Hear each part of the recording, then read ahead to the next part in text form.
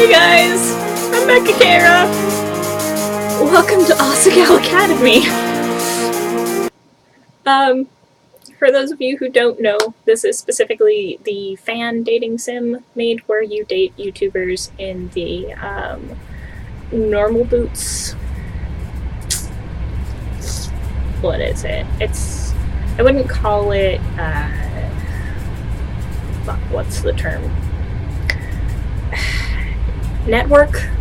I would suppose you would refer to it as something similar to a network. It would include, did you know gaming, the completionist, and all of his associated channels for the most part. At the time, it included JonTron, even though JonTron is no longer a part of Normal Boots. Peanut Butter Gaming, Pro Jared, Satchbag,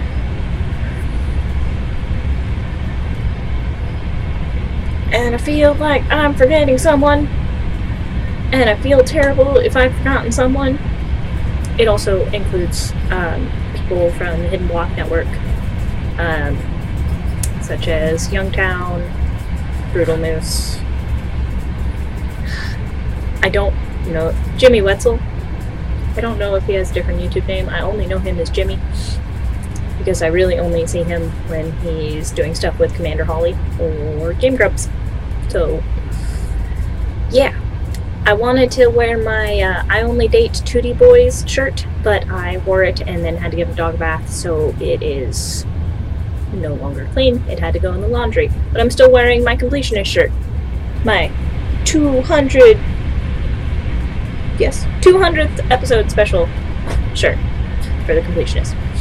I'm also really excited because this is one of the first games I've played in a long time that actually fits in my full 920 by 1080 recording thing. Normally I have black bars on the sides and it looks really bad and I feel really bad, but I don't do anything about it, and I could change the way it's the size things record, but I don't do it. Also, some of you may know I did a poll on Twitter. None of you saw that poll on Twitter. One of you saw that poll on Twitter, and you told me I should play Hatoful Boyfriend. And to that I say, no! I don't want to play Hatoful Boyfriend. I want to play Asagao. Because I don't want to spend $30 to play Dream Daddy. When it goes on Steam sale, I'll pick it up, but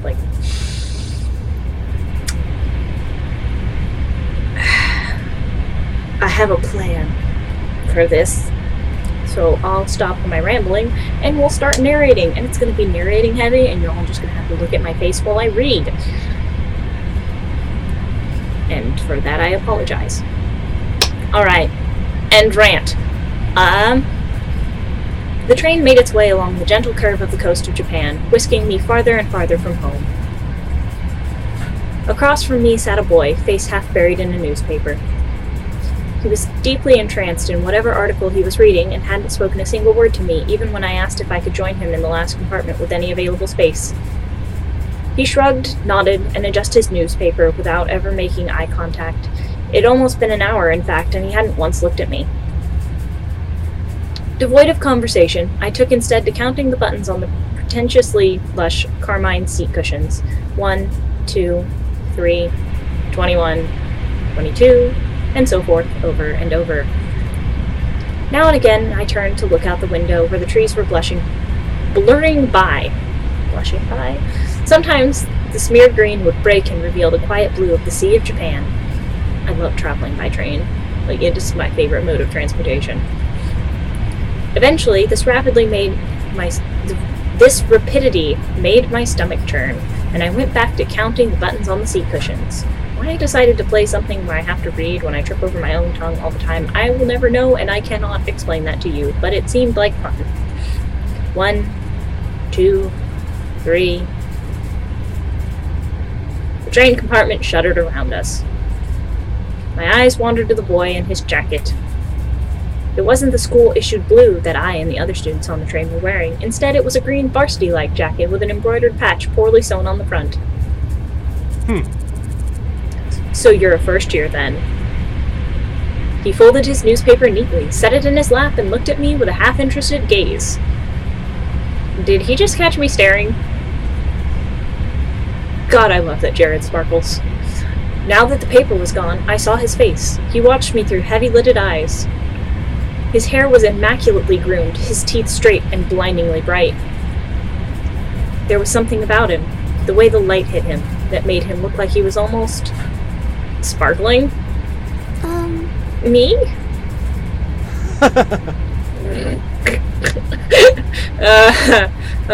He glanced around the compartment, empty besides us, and laughed.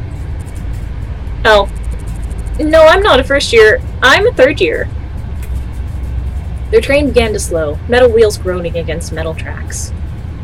The sudden shift threatened to rob me of whatever was left in my stomach, but I closed my eyes, took a deep breath, willing myself to keep it together. What kind of impression would I leave puking on a student before I even arrived at the academy? As someone who throws up a lot, a poor one. The boy frowned. I picked at the hem of my cotton skirt. That's not possible. I've never seen you before. It took me a moment of mouth fishing to find a response. It's because I'm a transfer student? He laughed again. I love that it's actually Jared's laugh. Like, the voice acting in this makes me so happy. A transfer student, huh? We don't get many of those. I removed my acceptance letter from the front pocket of my uniform. The paper, heavyweight, off-white, had accumulated creases from my reading and rereading, as if the words might have changed since the last time I read it. The boy took it, studied it, then handed it back to me. I'll see you around. Well then, Hannah, I suppose. I'll be seeing you around. He smiled at me as he picked up the suitcase lying next to him. By the time I hiccuped a response, he was already gone from the compartment. I stared out into the empty hallway of the train. It was then that I realized he, having gotten it from my acceptance letter, knew my name, and I never got his. The train settled at the station, and I filed out with the rest of the uniformed students. It was early April, and the last frost of winter had come and gone. The trees were already green, their leaves shivering in the occasional gust weaving through them. The air was mild, only a few clouds hanging in the sky. I walked along the road with a swarm of blue-jacketed bodies, looking at the little groups breaking off from the crowd. Everyone was buzzing so animatedly around me, as we see only a black screen. I held my suitcase tight in my sweaty hands. It was leather-bound and worth more than anything it contained. It wasn't far to the school, and I was, for maybe the first time in my life, thankful that what I owned didn't amount to much. My school issued black Oxfords click, click, clicked on the pavement. I walked this walk over and over in my mind. So many nights I lay awake imagining what it would be like to walk from the train station to Asagao Academy the first time. My new start. I always imagined that everything would change for me on this walk. That somehow, everything would be magically different. But as I looked around, I realized nothing had changed. I hadn't changed. By the time I reached the massive gate to the academy, I forgot all about the disappointment slouching in the back of my throat. The school, framed by the gate's twisting black metal, was just as beautiful as the glossy photos I saw in its pamphlets. This was it. Asagao Academy. I glanced around. The swarm of students gathered around the gate. Beyond it, tiny blue people bounced around the academy's main building. A girl pressed a button to one side of the gate. The excitement in the air was almost palpable. A few moments later, the black gate, with great effort, creaked outwards and cleared the pathway. As the rest of the group shifted into motion, I followed along, a sheep in the herd. My stomach tied itself into knots. The crowd split off in different directions. For a moment, I panicked. A tired-looking man with graying hair called out for first years, a cluster of fresh-faced students gathering around him. Hey, look at that girl! I turned. A few feet away, a small group of boys were pointing at me and snickering. Pink hair? Are you kidding me? Now, that is something I can definitely relate to. Raccoon was one of the kindest things I was called in high school, and I actually had a teacher ask me if I was going to dye my hair red and green for Christmas once. So, Fun times. At least, mine's not natural. How desperate can you get? Some of us just like bright colors. Hot shame crawled down my neck. I had a mom pull her kid away from me once because of my hair. That was fun. I attached myself to a group of girls, following a few steps behind them.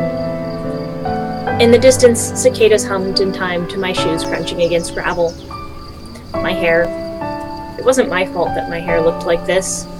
Luckily, I found myself at the girls' dormitory, a large sign in the lawn reading Primrose House. The building dwarfed me in size and sheer intimidation. How many students did Asagao have? As I approached the building, a red-headed girl lingering nearby caught my attention. I looked away, then looked back. She was staring at me. She walked over. Oh, you must be my roommate! Don't have to read that one, because she read it for me. I eyed her warily. She was smiling and bouncing in a way that suggested her views on life were akin to a perpetual bouncy castle. What? Me? Bingo. Of course you, silly. Let me guess. Room 325? I thought back to the paper I received a month prior with a list of all the supplies I needed for the year and my dorm arrangements. Yeah, that's right. She laughed, but I couldn't figure out what was so funny. Was she laughing at me? When I found out my roommate was a transfer student, I knew you were going to be a total main character. I feel attacked right now. I'm sorry. A what? Mm-hmm. When I saw you outside the gate, I knew it was you. I mean, look at that hair. I felt a lump forming in my throat. What was she talking about? She had to be making fun of me. I hadn't spent more than 5 minutes on campus and I was already being mocked. My hands began to tremble. Is there something wrong with my hair? Her face slackened from its amused smile to a more worried expression. Then she began to laugh again. Oh, no. It's great. I'm sorry. Voice acting saving me Getting time. off on the wrong foot, aren't we? Oh, gosh. I'm Mai Sasaki. You must be Hana.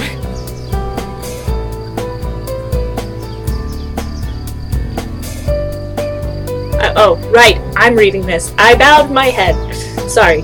It's a mix of, like, JonTron's theme and, like, one of Pro Jared's themes, and I really enjoy it. It makes me happy. Hello. It's nice to meet you, Mai. All your school books are waiting in our room with your welcome letter, and I read the envelope. I hope you're not mad. Mai started walking towards the dorm's front doors. I followed behind like a lost puppy. Did you check in at the front desk already? No, I didn't. I didn't know I was supposed to. Good. They'll offer to have a staff member give you a tour of the campus, but I can show you around. We don't get many transfer students in year 3, you know. Oh, is that your only bag? Just the one? I'm glad I brought an extra bag of stuff to decorate our room with. I started already. I hope you don't mind. But I did wait to string the lights. I thought we could do it together, you know? She spoke quickly, the words bubbling from her mouth, and left me no time to answer until the end of her monologue. Yeah, okay, that sounds good. She held the front door open for me, and I hurried inside. So pink. Girls filed up and down the hallway, howling greetings and exchanging vague niceties that were more often than not, "How was your break?" and "Look how tan you got!" It seemed like everybody knew each other. I followed Mai as she led me through the maze of students and up 2 flights of stairs. Each dorm floor looked the same as the last. Narrow, white doors lining both sides of pale pink walls. Thin gold numbers were tacked to the front of each, the numbers rising as we climbed. You're not missing anything with a campus tour, I promise. Mr. Saitomo does them every year, and he's, like, totally dull. He just drags you around the entire campus and talks in that weird, squeaky voice of his. I'll tell you everything you need to know. I smiled, trying to let this calm my nerves. Thanks. We headed down a hallway on the 3rd floor. Mai stopped us in front of a door numbered 325. Here we are! Except there are lights already hung up. A faint smell of potpourri wafted through the room. The walls, like the hallway, were a soft powdery pink. I already defaced them with a tapestry of posters, magazine cutouts, and photographs. Some of the photos were of cats, but most were of male models and rugged musicians. A bunk bed, 2 writing desks with wooden chairs, a small dresser, and a mirrored vanity, all clearly provided by the school, were the only pieces of furniture in the tiny room. The top bunk was already covered in neatly tucked blankets and throw pillows of clashing patterns and colors. The bottom bunk had a single, stiff-looking pillow and a thin cotton blanket that I didn't need to touch to know was horribly itchy. I must have grimaced because Mai quickly smiled at me. I brought way too many pillows and blankets. I always overpack. I went to Italy over break and Mom got really mad at me because I brought 5 bags, but we were only there for a week. Can't relate. I travel with like a backpack. Sometimes a rolling bag.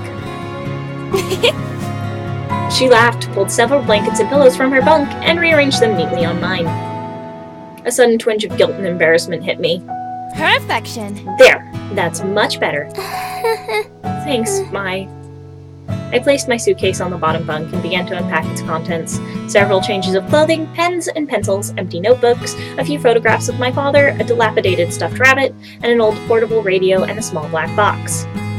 Mai opened the curtains and the sunlight poured in. So, where are you from? I slid the now empty suitcase under the bottom bunk. About 2 hours north of here, it's a small town called Amaririsu. You probably haven't heard of it. I set the stuffed rabbit, Mr. Bunny, on my bed beside a purple and teal throw pillow. Oh, did you go to a different boarding school? Or... No, I went to a public school down the street from my house. Public school? What was that like? Were the students mean? Did you have a lot of friends? I always went to private schools. My parents work a lot and my dad goes overseas, so I think they stuck me here for convenience. Oh, hey, what's that? I'd removed an ornately patterned origami crane from the black box and was setting it on the unclaimed writing desk. Oh, this? My mother made it for me a long time ago. I set it beside a stack of thick textbooks, which I assumed were provided for me. Aww. Wow, it's so pretty! I've never seen paper like that before. Oh yeah, the lights! Let me get them. Mai went to her own desk, opened the drawer, and pulled out a long, tangled string of fairy lights. I thought these would look nice. Here, help me string them up. She grabbed a container of push pins, then pulled her wooden desk chair out and over to one wall. I did the same with my own. Together we pinned the lights around the perimeter of the room. How was the train ride over? Did you meet anyone? No, not really. I was in a compartment with some guy and... What? Some guy, huh? Was he cute? Yeah, I guess. I don't know. I wasn't really paying attention. I didn't even get his name. Mai seemed disappointed for a moment, then perked back up. You'll have to point him out for me if you see him again. Okay. Once we finished stringing the lights, Mai climbed down from her chair and brushed her hands together triumphantly. Yeah! Done. Okay, now it's time for lunch. The food here is pretty good. There's this ramen place down the street from campus that's like out of this world, but the school only lets us leave campus on weekends. Mai walked to the window. We could go today because it's Sunday and it's pretty nice out, but I guess you might want to go to the caf since you just got here. We could... She was suddenly interrupted by her own enthusiastic laughter. Someone help me. Oh my gosh! Mimi Santos totally just tripped outside and fell on her face. I saw it. Oh, is that mean to laugh? Maybe I shouldn't have. Oh well. Anyways, let's go eat. I'm totally starved. She led me out of the room before I even had the chance to respond. The cafeteria was buzzing with students excited for the new year. The only people as nervous-looking as I felt were the tables of skittish, wide-eyed first years. I stepped into the line behind Mai. Taking an empty plastic tray, we shuffled through, asking for helpings from the sulky cafeteria workers when we passed something that looked good. With full trays, Mai led me straight to a table in the back where a few students were already sitting. Mai sat down and I took a seat across from her. Hi, Mai. How was your break?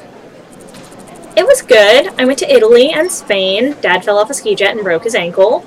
Uh-huh. It's better now, though. Oh. Well, that's nice. I expected to be introduced, but the girl turned back to her group of friends and Mai turned back to me. She began to assault her food with a fork and tell me, in a practically minute-by-minute account, about her fleeting romance last summer with a boy she met on the beach that didn't go further than a few salty kisses. I sat back and let Mai talk. For the first time since arriving on campus, I felt like I was finally able to breathe. I picked at my Brussels sprouts and studied Mai as she spoke. The more she talked, the more I began to notice small details about her. Well... She had a high, songbird voice, which I can't imitate easily. What? She was dynamic, her face twisting this way and that into exaggerated expressions as she spoke. I wish Eva were here to read for Mai. She laughed often. She imitated people in wildly unflattering voices, seemingly unrelated to her actual opinion of them. I wish Eva were here. But most notably, she talked a lot. I didn't find this particularly annoying, as it filled the silence, and she hardly ever asked questions that required my full attention. Just as Mai was rounding off a shockingly detailed account of the time she accidentally walked in on her friend's older brother in the act of changing, a flash of familiar green caught my eye. I glanced over. Hey! That's him! Huh? Who? I leaned across the table to whisper, just in case he could hear me through the ambient chatter of the lunchroom. The boy from the train! That's him! What? Jared? Yeah? With the weird green jacket and the swoopy hair? He'd just picked up his tray and was walking past us when something seemed to catch his eye. Oh, you. I looked up at him, suddenly realizing he was talking to me. What is this music? Why? Hana, I met you on the train. How are things settling down for you? Really well. I found my roommate and she's been helping me out. I gestured to Mai, who was thunderstruck. In fact, looking around, everyone was. People stopped eating to turn and stare at Jared and me. My shoulders bunched around my neck. Well, if you ever need any help, I'll be around. 3rd year, right? I nodded. All right. Some of my friends are in that year. Of course, they can't compare to me, but I'll give them the heads up to look out for you. He flashed a dazzling smile, then winked. It's the least I can do for such a cute girl. Well, I'll see you around.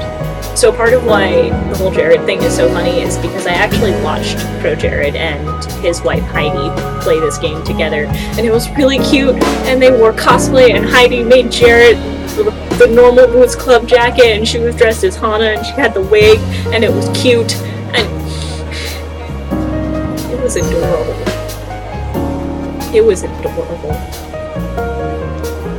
I watched, a torrent of thoughts raging through my head as he took a seat next to a bunch of guys who were all wearing the same jacket.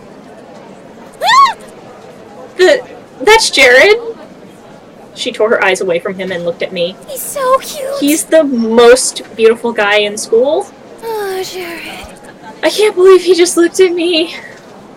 I looked at Mai. Her cheeks were glowing an indecent pink. Why do they all wear those jackets? Aren't all the guys supposed to wear blue blazers as part of their uniform? No, they're allowed to. They're... You know Jared? The girl turned back around and was looking at me with sudden interest. No. Did I know him? I only talked to him on the train for a few minutes, so not really, friends or anything. Looking around, Mai and this girl weren't the only ones who were interested. Everybody seemed to be listening, and they seemed so surprised when he talked to me. Maybe a little white lie couldn't hurt. No, not really. Oh. She looked me up and down, sniffed, and then turned away. Mai leaned towards me. Don't mind Mimi. She was just trying to get in with you. Get in with me? Why?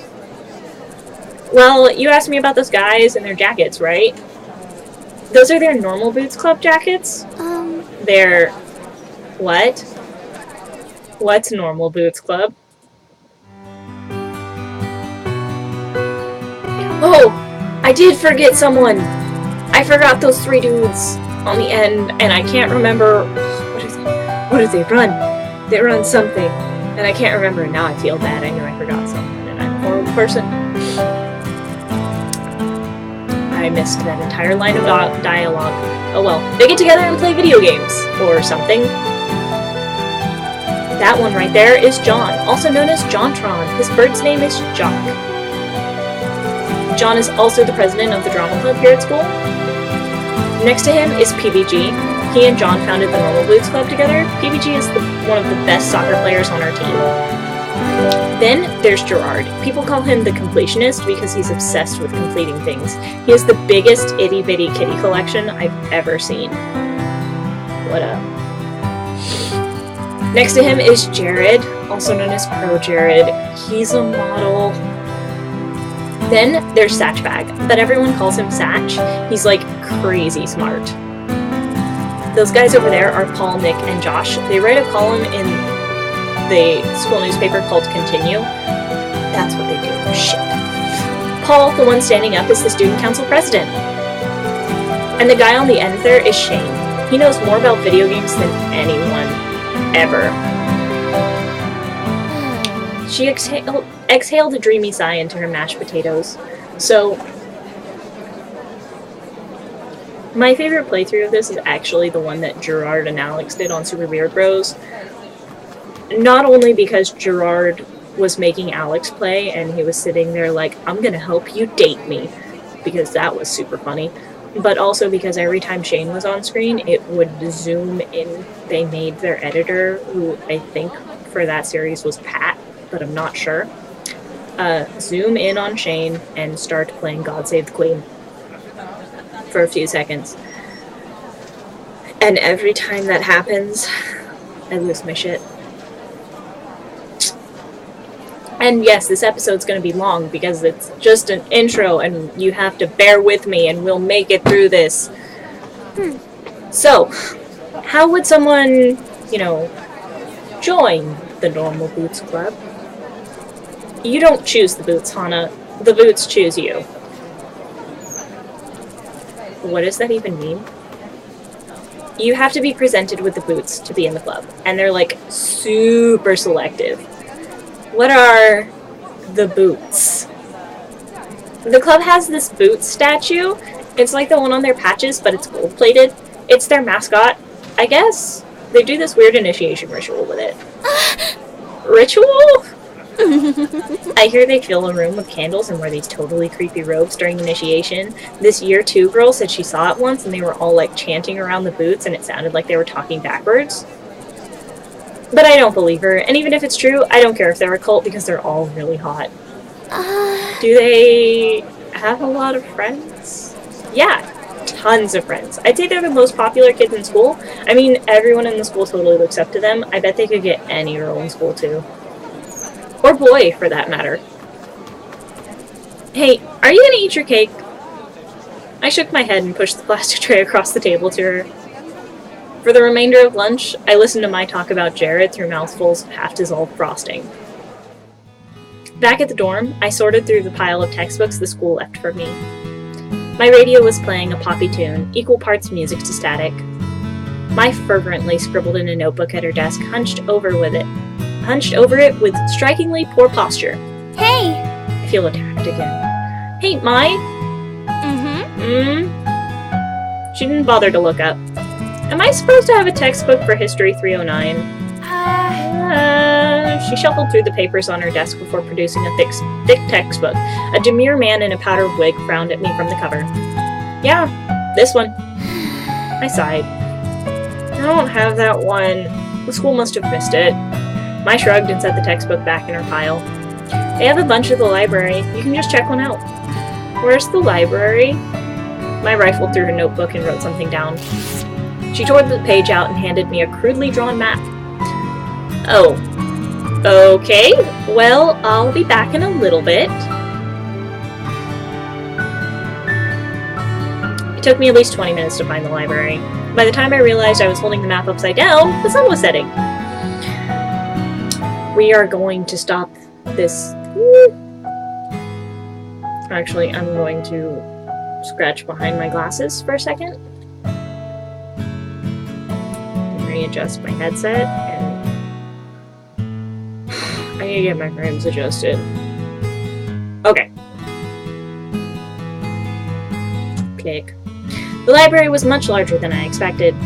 The walls lined from floor to ceiling with books of all sizes on rough wooden shelves. Intimidated, I headed for the front desk. A recognizably green and gray jacket was bent behind the counter. Normal boots. I briefly considered running away. Hey. Can I help you? Too late. Yeah. The school forgot to give me one of my textbooks. I was told I could get it here. Which one is it? The History 309 textbook. He stepped from behind the counter and motioned for me to follow. We dodged between the aisles in a comfortable silence. He seemed friendly enough. I should say something. What was his name again? Shane? Gerard? John? No, not John. Satch. Satch! Huh? Oh, you work here. Of course he worked here. He chuckled, dimples appearing in his cheeks. Yeah, I'm the librarian's assistant. It's my second year, and I love it. I get to help people find books that speak to them. His eyes twinkled like a kid's on Christmas. Your book's right down here. He stopped at a row of thick, dusty books. Was this all history? And pulled out the book with the powdered wig man I saw earlier. Thanks! He waved his hand. It was nothing. Do you need help with anything else? I wanted to make a good impression on the Normal Boots Club, but I couldn't come up with anything. No, thanks. Copacetic. You're welcome. As we headed back through the cavernous library, my unease melted away. We weren't talking, but just being near him felt like being wrapped in a soft blanket. I resisted the urge to snuggle up to him. We neared the front desk, stepping around a clump of studying students. As we passed, one of them shifted. Something white flew past my face. A thick piece of triangular paper lay at my feet. I bent over and picked it up. It was surprisingly heavy. There was a quarter inside of it. If I was just a hair slower, it would have hit me in the face. The students snickered, and I recognized the boys that made fun of my hair this morning among them. My heart dropped. I scanned my memory for anything I might have done to offend them, but came up with nothing. My hands started to shake. I hid it behind my back, trying to think of some way to defend myself. Why did you do that? What do you mean? We were just messing around. Are you suggesting we did it on purpose? Yeah. I faltered. There was nothing I could say. I was outnumbered. They would twist my words around no matter how straightforward I was. No, Sorry. One of the boys held his hand out for the paper. I inched closer to give it to him, angry at myself for being so compliant. I wish I were... A gentle warmth closed over my hand and took the paper from me. Satch examined the paper closely. I see what the problem is. Your aim would be better if you cut the corners before you folded it. He placed the paper on the table. The boy looked at him in sheer awe. Be careful, though. You almost hit her, and that would have been awful. My hands began to sweat as panic shifted through me, afraid of the response, but... Geez, we're sorry. We'll be careful next time. Yeah, it was an accident. They apologized? Thanks. I appreciate it. He gave them a wide smile and continued off down the aisles. I followed closely behind, my legs weak. Don't tell me they stopped because of him, simply because I was with him. I wanted to thank him, but my heart was pounding so hard I knew my voice would shake. We reached the front counter, and he scanned the history book. My lips trembled as I willed myself to say something, anything, to thank him. He tilted his head to the side. What books do you like to read? Fiction? He chuckled. I just finished a good book. I think it'd be right up your alley, if you don't mind me saying so. He reached under the counter, pulled out a thick green book, and passed it to me. A man in black stood on the front, hugging a woman in royal robes. It's long, but it's one of my favorites. The Princess Betrothed. I know things can be tough transferring to a new school. If you're ever worried, just read this. It'll transport you 100 miles away in a second. Tears stung my eyes, so I ducked my head. Satch. Thank you, Satch. For more than just the books. You're welcome. Huh? Oh, I'm sorry. I don't think I got your name.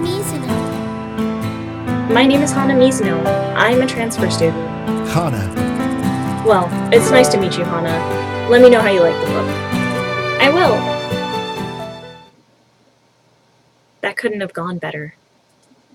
Not only was Satch impossibly kind, but being around him felt easy, refreshing, like being doused in the mist of a waterfall. Oh gosh, what was I thinking? My cheeks hot, I left the library, 2 surprisingly heavy books under one arm. I settled into bed, easy to get started with my new reading material, but I was sitting at her desk, carving a pencil idly into the pages of a notebook. Every few minutes, she released a long, drawn-out sigh as the lead of her pencil whined against the paper. I lowered my book and took the bait. Is something wrong, Mai? She let out another dreary sigh. I hope Jared notices me this year.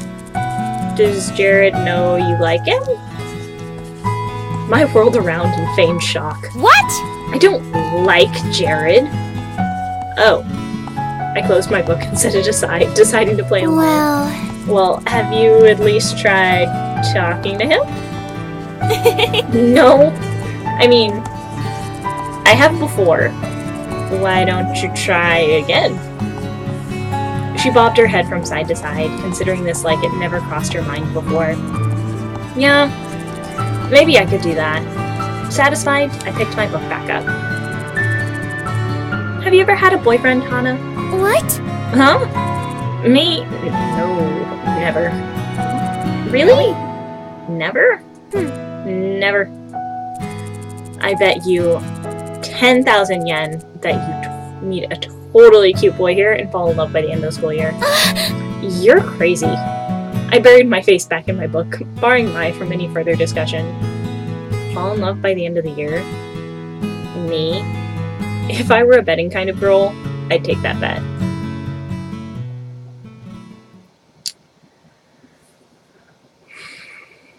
Now we stop. Save. Save. Save data. Okay. We stop here, and then we come back. And we come back here, and I have something relevant to what just happened with Satch on my bookshelf. Jesus Christ.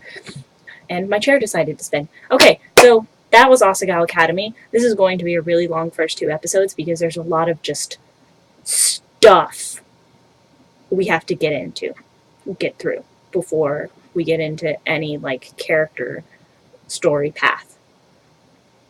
Yeah. Okay. That was Asagao Academy. I'm Mecha Kara, and I will see you guys later.